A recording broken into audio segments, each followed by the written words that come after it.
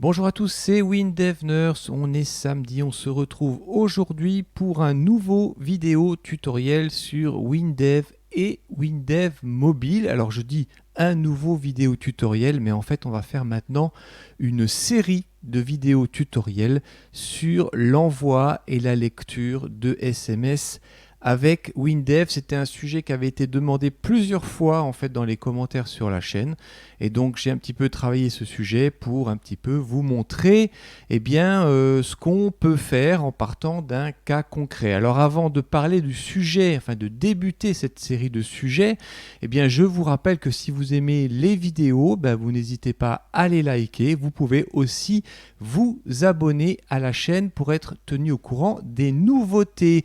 Il y a toujours les cagnottes Litchi et PayPal à disposition si vous souhaitez faire un don à la chaîne. Alors il y a eu une petite modification maintenant qui s'est opérée, c'est-à-dire que je fais pointer le lien qui se trouve dans la description de la vidéo sur mon site internet où vous pourrez participer à la cagnotte Litchi, parce que malheureusement les frais de Litchi après 10 mois ou 12 mois deviennent absolument exorbitants. Donc c'est un petit peu un moyen que j'ai trouvé pour éviter que l'argent que vous offrez pour la chaîne ne soit dérouté vers Litchi. Donc ça nous permet un petit peu de garder ça pour nous, pour acheter des options, du matériel, etc. D'ailleurs, j'en profite aussi pour remercier tous les généreux donateurs qui apparaissent à l'écran. Merci à vous depuis le début de la chaîne. Ça nous permet un petit peu de renouveler le matériel, d'acheter des caméras, des micros, des choses comme ça pour pouvoir vous faire ces tutoriels. Et puis dernier point, on a toujours l'offre de France Link, avec le code WinDevNurse. Vous aurez 10% de réduction sur un hébergement un WebDev serveur et 3 bases de données Hyperfile SQL. Alors aujourd'hui on va parler de SMS. Alors bien sûr il faut des fournisseurs de SMS. Alors malheureusement j'ai essayé d'en contacter plusieurs pour essayer de vous obtenir un code promo, mais j'ai jamais obtenu de réponse positive. Alors pour les cas qui vont apparaître dans les prochaines vidéos, je ne nommerai pas le fournisseur volontairement, mais si vous souhaitez passer par lui, vous me contacterez et je vous dirai qui c'était. Alors on va parler bien sûr d'API, de mise en page, de requêtes HTTP, etc., etc. Donc ça va être assez on va dire, consistant. Donc on va y aller par étapes, parce que très honnêtement, moi, ça m'a demandé beaucoup de travail pour vous préparer ces cours, parce que tout ne fonctionnait pas. Donc je vais essayer un petit peu de vous présenter tout ça pour vous montrer la démarche que j'ai suivie, comment est-ce que j'ai trouvé les solutions, pour vous montrer que c'est possible pour vous aussi, si vous n'êtes pas développeur, de faire tourner un API qui envoie des SMS. Alors il y en a des plus compliqués, il y en a des plus simples, mais je vais essayer un petit peu vous expliquer ma démarche. Allez, on va passer sur le PC maintenant et on va un petit peu parler de ces envois de SMS. Voilà, à présent, on est sur mon PC, on va un petit peu parler de l'envoi des SMS. Alors, comment est-ce que ça fonctionne globalement ? Très souvent, vous allez vous retrouver confronté à des requêtes, ce qu'on appelle HTTP, qui vont permettre d'envoyer des messages en fait sur un serveur distant qui lui va s'occuper de transformer ce message en SMS qui va arriver sur votre téléphone. Alors quand on fait en fait une recherche sur internet, si vous tapez par exemple API WinDev SMS, là en fait vous allez tomber sur plusieurs sociétés qui va un petit peu vous proposer de faire des envois de SMS avec WinDev. Alors là, je vais prendre ici un fournisseur, et là en fait vous avez ici un petit explicatif qui vous dit voilà, WinDev envoie de SMS via WinDev, intégrer notre API SMS. Alors vous voyez qu'ici, déjà, quand on vous présente la page, vous voyez qu'on vous parle d'API Key ici, API Key. Rappelez-vous, les clés d'API, eh bien, j'en ai déjà parlé dans mes cours quand on a un petit peu fait le module qui allait chercher les informations météo en fonction de sa position. Je vous invite à taper comme ça sur la chaîne YouTube dans le module de recherche. Vous tapez API, HTTP requête et vous allez tomber sur les vidéos.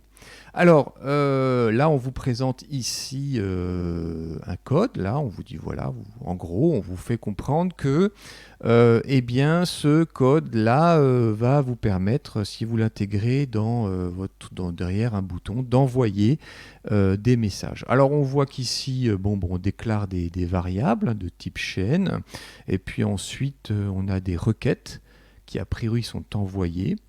Et puis il y a des configurations de compte, etc. Alors tout ça, je l'ai testé, et en fait, ça ne fonctionnait pas. Voilà, ça ne fonctionnait pas. Alors, pourquoi est-ce que ça ne fonctionne pas? Parce que déjà, je vous invite peut-être à regarder ici. Alors, je ne voyais plus la date, mais à un moment, on voyait que ce code-là, ici, datait de 2015. Alors évidemment, depuis 2015, il y a eu des nouvelles versions de WinDev. Et puis, vous voyez qu'ici, dans ce code, alors je vais vous montrer ici, voilà, c'est là, dans cette partie-là, on vous explique que voilà, la partie envoi, c'est requête envoi HTTP requête. Voilà, c'est la fonction HTTP requête. Donc déjà, premier point, si vous tapez comme ça sur HTTP requête WinDev dans votre moteur de recherche, vous voyez que déjà il y a deux choses ici qui apparaissent. C'est qu'il y a l'HTTP requête en type fonction et l'HTTP requête en type variable. Alors si on va maintenant dans la fonction HTTP requête, là tout de suite vous avez un message d'avertissement qui apparaît et qui vous dit que à partir de la version 28 de WinDev, c'est celle que j'ai, cette fonction est conservée uniquement par compatibilité, notamment pour la programmation en PHP. Il est conseillé d'utiliser une variable de type HTTP requête avec la fonction HTTP envoi. Alors, déjà, donc, il y a une différence entre la fonction et la variable HTTP requête. Et là, automatiquement, le code qu'on a vu tout à l'heure, ici, ça ne va plus fonctionner parce que c'est plus conseillé d'utiliser, par exemple, ici, la fonction, ici, puisque là, c'est une fonction HTTP requête.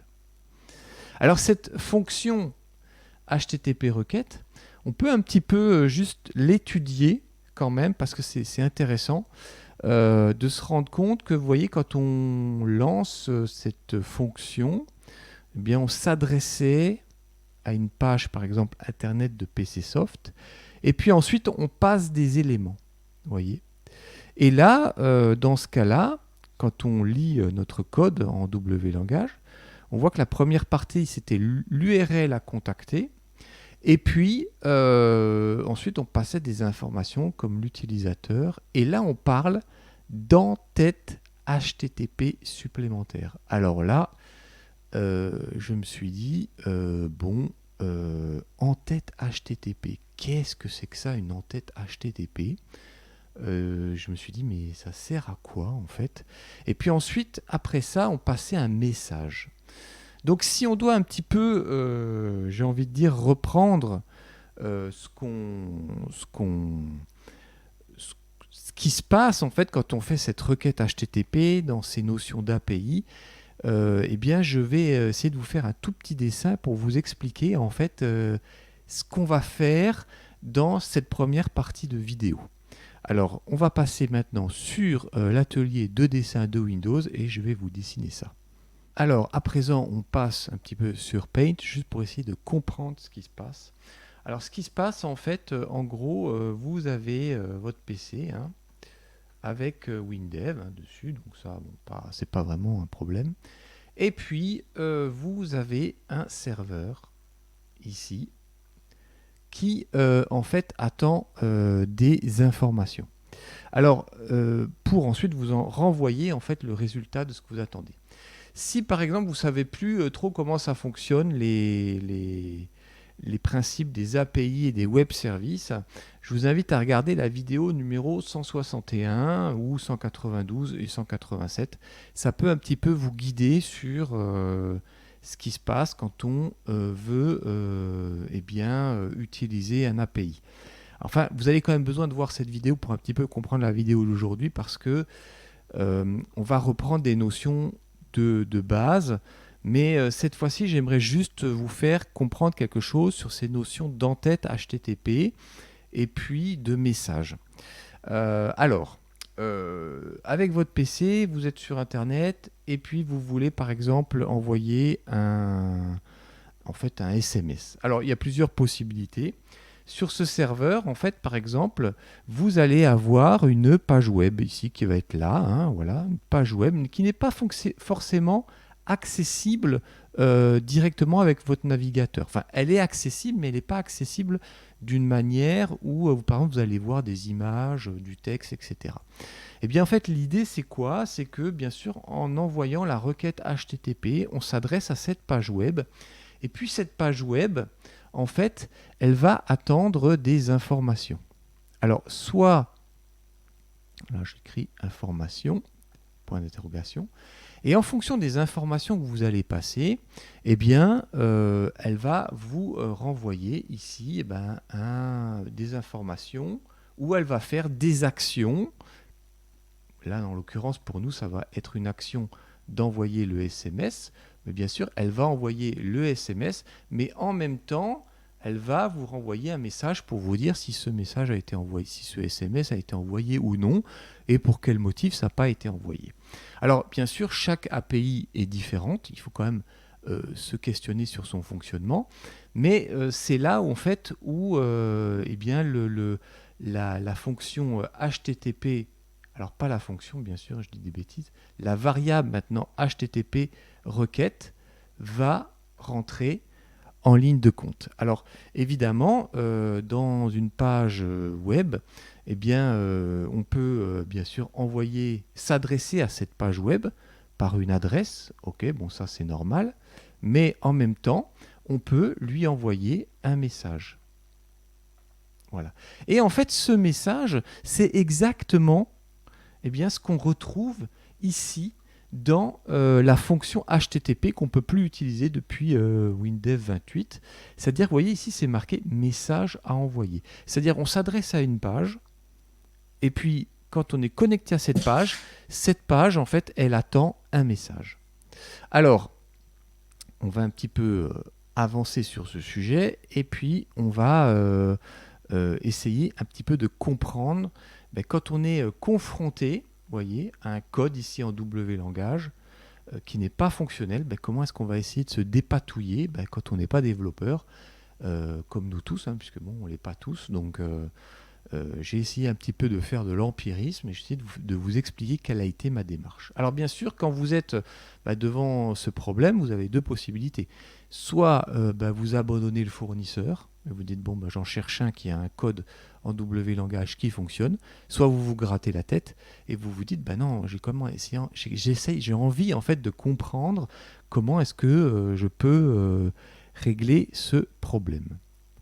Alors ici, on va découvrir l'API du fournisseur. Alors il a une page spéciale pour ça. Donc là, il vous présente leur API. Alors là, je vais dézoomer. Voilà, donc il présente l'API, donc il vous explique que voilà, ça permet d'envoyer des SMS, blablabla, que vous pouvez l'intégrer, etc. Et puis ici, vous arrivez à la fin sur découvrir toute notre librairie API. Alors là, on a un problème. Parce que si par exemple vous allez dans la partie ici authentification, bon déjà tout est en anglais, donc si vous n'êtes pas anglophone, ça peut être problématique, mais bon, par exemple avec Mozilla ou avec Google Chrome, vous avez la possibilité par exemple ici de traduire dans votre langue. Bon, c'est une solution, mais le plus gros problème en fait, il est ici, hein. Regardez ça. Tout le code ici qu'on nous fournit, il y a du Python, il y a du Java, du Ruby, je ne sais même pas que ça existait, le Ruby, du C#. mais on ne trouve pas de code en W langage. Donc là, on est quand même un petit peu embêté.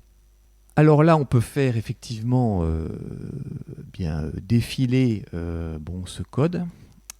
Alors on va le mettre en Java. Et alors bien sûr, on pourrait intégrer du code Java dans l'application WinDev. C'est une possibilité, mais moi, très honnêtement, je vous avoue, j'avais pas le niveau.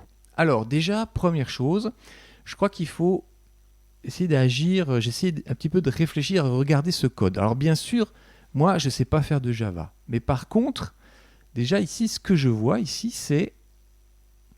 Alors on va l'entourer en vert, voilà. Ce que je vois ici, je vois une adresse là. Alors ça, déjà, ça semble être une adresse qui est une URL à contacter. Et ça, on l'avait déjà, si vous regardez bien ici, dans la requête HTTP, eh bien, on avait ici URL à contacter. Alors bien sûr, on peut aussi mettre une URL à contacter dans la variable HTTP, bien sûr.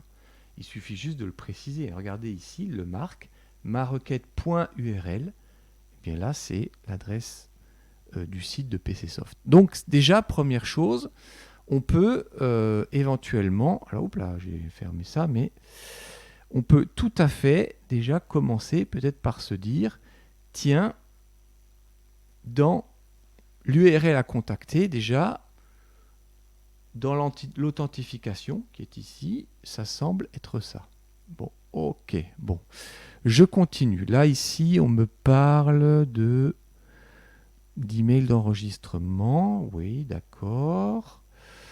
Ensuite, ici, on voit des choses qui s'appellent string. String, en anglais, c'est comme une chaîne. C'est une variable de type chaîne.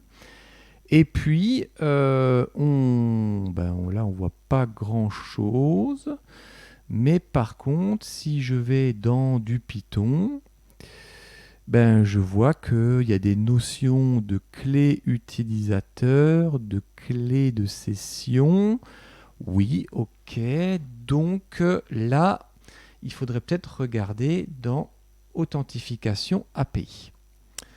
Alors, ce qu'on vous explique ici, en anglais, c'est qu'en gros, chez ce fournisseur, eh bien, vous créez un compte. Et puis, ce qui se passe, c'est que dans un premier temps, vous allez vous adresser au serveur et vous allez vous authentifier auprès du serveur. Et ce serveur, il va vous renvoyer une clé d'utilisateur et une session. Alors, vous voyez qu'ici, si on regarde bien, regardez, là, on a une adresse où on va s'adresser pour obtenir ça.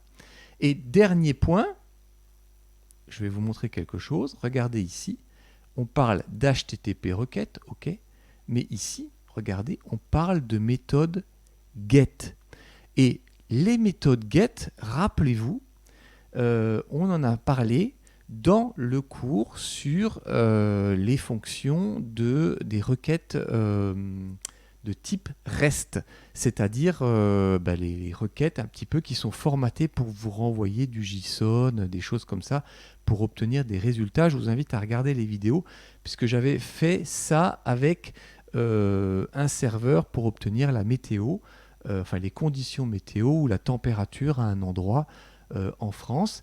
Eh bien, là déjà, sans être développeur, sans connaître les différents types de langage, vous avez déjà compris qu'on va utiliser une requête HTTP, que cette requête HTTP, elle va fonctionner sur le principe des requêtes de type REST, avec les fonctions GET, les fonctions POST, toutes ces fonctions, la fonction POST, je vous le rappelle, c'est la fonction qui permet d'ajouter des informations, et la méthode GET, c'est pour obtenir des informations. Donc ce qu'on va faire maintenant dans le code en W langage, c'est qu'on va essayer déjà d'obtenir cette clé d'utilisateur, et puis d'obtenir aussi la clé de session qui est valable pendant 5 minutes. Vous voyez, c'est marqué ici. Là, alors là, je vais vous l'entourer. La clé de session qui a été envoyée en retour expire quand l'API n'est pas appelée pendant 5 minutes. C'est-à-dire que quand vous voulez envoyer un SMS, évidemment, vous obtenez votre identification et vous envoyez tout de suite le SMS. Vous n'allez pas attendre plus de 5 minutes. Donc là, c'est le fonctionnement de l'API ici. Alors on va maintenant essayer d'obtenir cette clé d'API. Alors, comment on va faire ? Alors, on va faire comme ça. Hop là. Je vais maintenant me mettre ici sur mon projet. Et puis, je vais coder ici les informations. Alors là, déjà, première étape, on va tenter de récupérer les informations. Alors, je vais marquer ici récupération des informations. Enfin, du moins, de l'authentification pour le moment. Ok, c'est parti. Alors déjà, on fonctionne sur des requêtes HTTP, mais on a vu ici que on fonctionnait sur le principe des requêtes de type REST qui vous permettent d'avoir les fonctions GET, POST, etc. Donc là, je vais marquer que ma requête est... Alors, je vais agrandir, bien sûr, pour que ça soit plus clair pour vous. Voilà, ma requête est une REST requête. Si je fais une requête, j'attends une réponse. Bon, alors je vais marquer ma réponse est une REST réponse. Bon là, voilà, j'envoie une requête et j'attends une réponse. Alors, on a dit que la requête où on va, là où on va s'adresser sur le serveur, il faut une adresse. Bon, c'est parti. Alors, je vais marquer que ma requête.url c'est égal, hop, alors je vais regarder ici, à ça.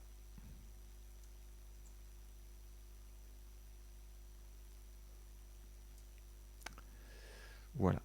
Là, ça, c'est là où on s'adresse virtuellement dans le, sur le serveur. Alors, si je retourne maintenant sur mon API, tac, tac, tac, regardez ce qui a marqué.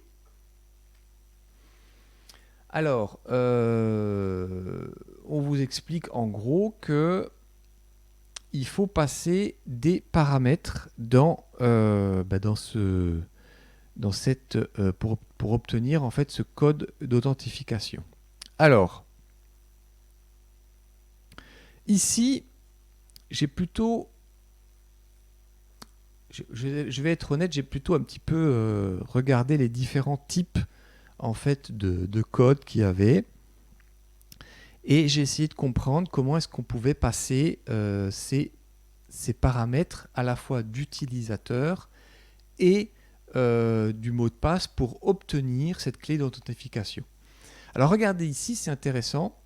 Là, on voit login, username. Ok, username, on vous explique, c'est votre email d'enregistrement. Et password, et là, on rentre ici le password.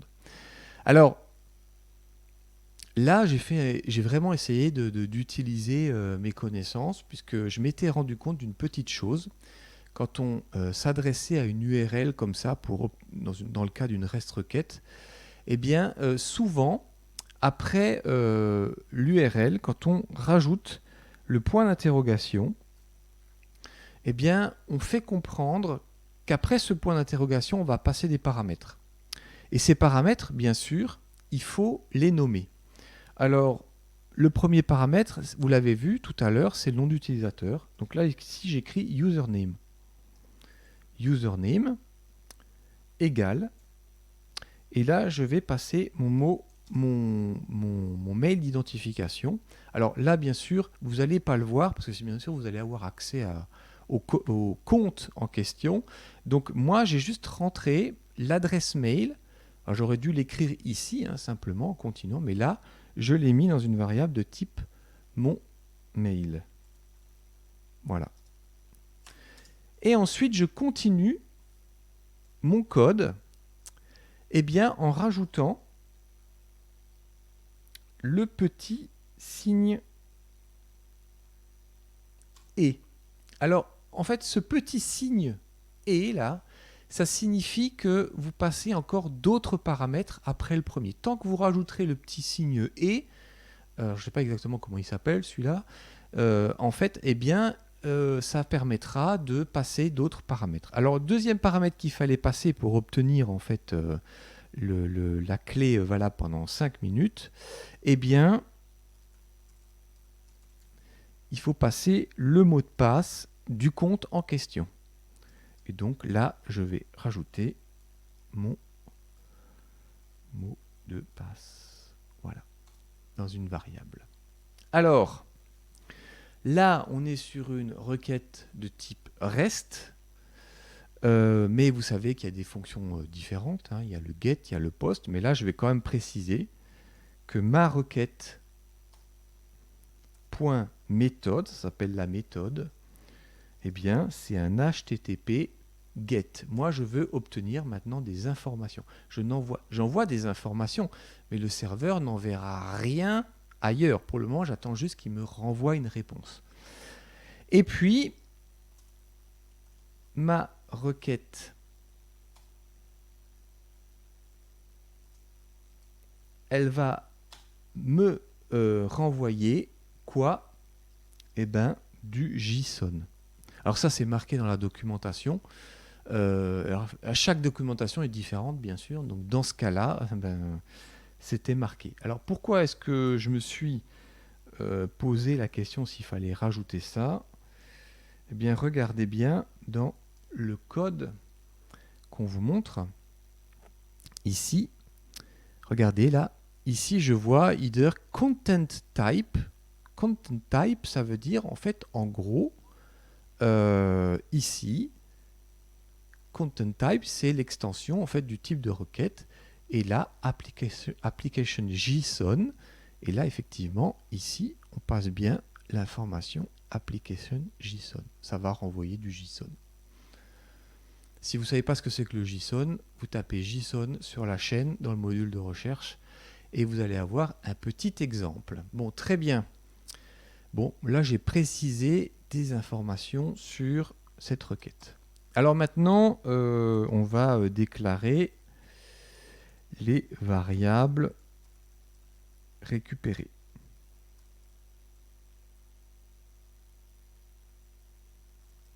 Ça, c'est le résultat de la requête.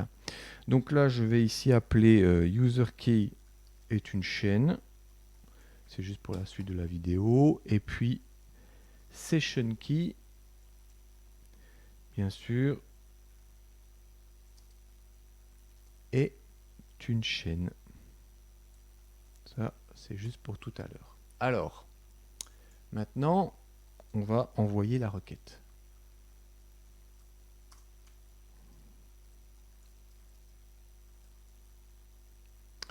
Alors, pour envoyer une requête de type REST, on va dire que ma réponse, hein, puisque c'est la réponse de la requête, ma réponse,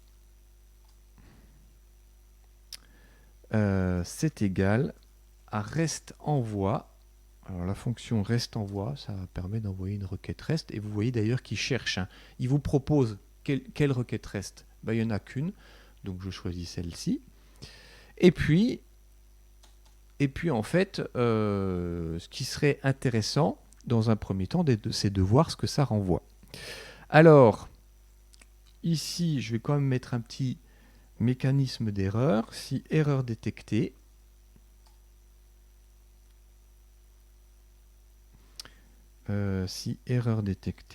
alors, bon, s'il y avait une erreur à l'envoi, imaginons on n'a pas de connexion internet, de choses comme ça, j'en sais rien. Eh bien là, on va mettre ici erreur et entre parenthèses erreur, l'info d'erreur et le message complet. Voilà. Et sinon, ce que je vous propose, c'est déjà de mettre dans une infobox ce qu'on va récupérer, c'est-à-dire ma réponse point contenu. C'est-à-dire qu'est-ce qui va être contenu dans ma réponse. Moi, je veux juste voir ce que c'est pour le moment. Alors, on va tester ce code qui, au départ, n'est pas du tout le code initial qu'on a vu. Je veux dire, très honnêtement, j'ai vraiment cherché en faisant de l'empirisme, en essayant de me rappeler ce que j'avais pu voir avant, comment est-ce qu'on avait utilisé les clés d'API. Et donc là, j'ai compris qu'il y avait des valeurs username à passer, des valeurs password. Donc j'ai testé, ça m'a pris vraiment du temps. Allez, on va tester ce code. Je clique, et là, regardez ce qui se passe. Eh bien, je me retrouve avec une chaîne de caractères là qui est séparée. Alors, vous ne le voyez pas parce que si je peux l'agrandir, voilà, très bien. Vous voyez qu'ici, il y a une première chaîne qui est renvoyée. Ici, un point virgule. Et ensuite, etc. Alors, qu'est-ce que j'en déduis? Si je me mets vraiment purement dans l'API qu'on a vue, sur l'authentification, eh bien, la première chaîne qui est renvoyée, c'est la clé utilisateur, et la deuxième, c'est la clé de session. Alors maintenant, comme on a bien suivi les cours, vous savez très bien comment est-ce qu'on peut faire pour déconcaténer, séparer une chaîne, en utilisant une fonction que vous connaissez, qui est la fonction toute simple, toute bête. Alors, je ne parle même pas de JSON ni quoi que ce soit. Vraiment, il y a une ligne, je veux juste prendre la première partie qui est avant le point virgule et celle qui se trouve après. Là, on va utiliser la fonction extrait chaîne. Alors, extrait chaîne, c'est parti. Je vais maintenant modifier ça. Je vais dire que mon résultat ANSI, bon, je marque ANSI parce que vous comprendrez après dans la vidéo, mais c'est pas très intéressant ici, est une chaîne. Donc ça, c'est mon résultat, c'est ce qui m'est renvoyé. Mon résultat ANSI est égal à ma réponse point contenu. Et là, simplement, j'écris quoi? J'écris quoi? User key, ma variable que j'ai créée tout à l'heure, eh bien, c'est égal à extrait chaîne. Alors, quelle est la chaîne initiale? C'est mon résultat ANSI. Quel rang de séparateur je vais utiliser? Je vais lire les premiers chiffres et les premières lettres jusqu'au premier point virgule. Donc là, premier. Et tout ce qui se trouve avant ce premier point virgule, voilà, je mets point virgule, eh bien, ça sera ma clé d'utilisateur. Et ensuite, ma clé de session, c'est pareil, on ne se casse pas la tête. Extrait chaîne sur la même chaîne. Donc, ça veut dire mon résultat ANSI. Hop là, pardon. Là, je fais ça. Mon résultat ANSI. Quel rang? C'est après le premier point virgule, donc c'est le deuxième rang. OK. Et toujours avec le même séparateur. Alors, pourquoi est-ce qu'on fait ça? Pourquoi est-ce que je fais ça? Parce que je fais en gros dans mon code, c'est que j'envoie la requête au serveur, je m'identifie avec mon mail qui correspond à mon compte et mon mot de passe, Et dans un premier temps, le serveur me renvoie quoi? La clé d'utilisateur et la clé de session qui va m'être demandée pour pouvoir envoyer le SMS. Voilà. Donc, on va s'arrêter là pour aujourd'hui et on va continuer samedi prochain où là, on va utiliser maintenant ces informations pour la suite en fait du code en W langage pour l'envoi des SMS. Allez, je vous dis eh bien, à samedi prochain et d'ici là, portez-vous bien. Allez, bye bye.